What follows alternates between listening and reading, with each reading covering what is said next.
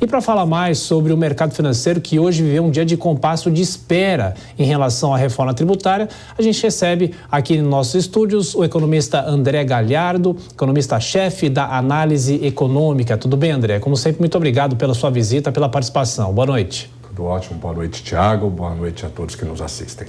Bom, em relação aos números, né? A Bovespa teve uma queda de 0,13%, uma queda até que pequena. O dólar subiu 0,66%, R$ 4,90. O mercado se inverteu na comparação com os últimos dias, né? Mas qual foi o peso dessa expectativa da reforma tributária no mercado hoje, André? Olha, o peso das condições domésticas foram pequenos hoje. O que pesou em relação à Bolsa Brasileira foi o comportamento do preço do barril de petróleo no mercado internacional. Os economistas estão percebendo que há uma forte desaceleração da atividade econômica global e isso jogou o preço do barril do petróleo para um nível que não era visto há pouco mais de 3 meses, desde o dia 18 de julho deste ano. Então, o preço do barril de petróleo Brent, né, que é a referência para a Petrobras, chegou a ser cotado a $79 o barril. Esse foi o principal elemento, né? Tanto é que o que puxou a Bolsa para baixo, você acabou de dizer, foi uma queda meramente marginal, né?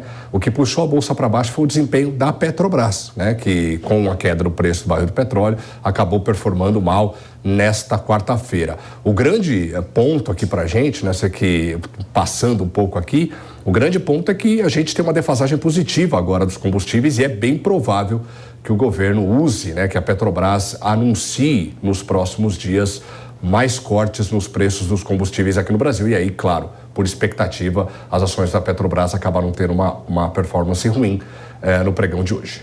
E, André, a aprovação da reforma tributária, pelo menos agora em primeiro turno, tem um potencial para impactar de forma positiva o mercado nesta quinta-feira, ou o mercado já esperava essa possibilidade da aprovação? Agora são não só as discussões políticas, mas também os acertos econômicos.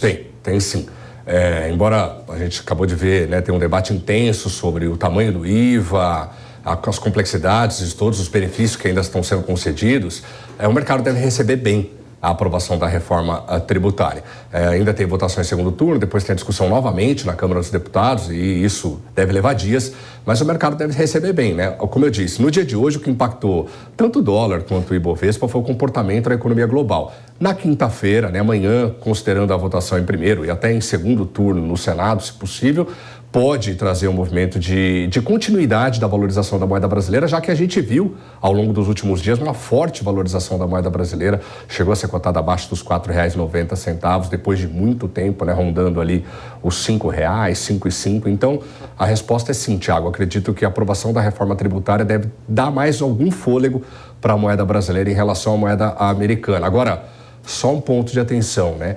Boa parte do movimento da economia global e doméstica parte da percepção dos agentes de que a economia global passa por esse movimento de desaceleração. Então, os movimentos serão confundidos. A reforma tributária deve favorecer a economia brasileira amanhã, mas também tem muitos elementos internacionais que podem continuar favorecendo o real em relação ao dólar e a economia brasileira no mercado financeiro como um todo. Pois é, isso que você fala do mercado de câmbio é importante, né? Porque interessa não só as famílias, né? Pessoas que viajam para fora, mas também os exportadores. Existe uma possibilidade de que ainda voltemos à casa dos R$ 5,00 ou isso vai depender de outros fatores?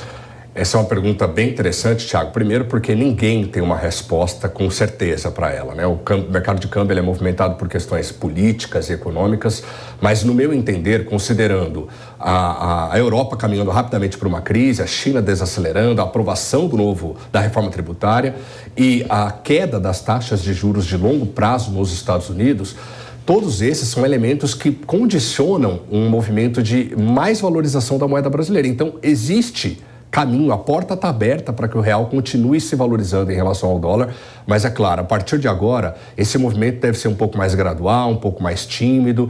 O que pode levar a moeda brasileira a perder valor em relação ao dólar nos próximos dias é um acirramento desse conflito no Oriente Médio e questões, né, mais ligadas à questão de oferta, né, como, por exemplo, a problemas no abastecimento dentro do setor de petróleo e gás. Perfeito. André Galhardo, te agradeço mais uma vez pela visita aqui aos estúdios da Jovem Pan e venha sempre. Um abraço. Obrigado. Boa noite. Muito obrigado.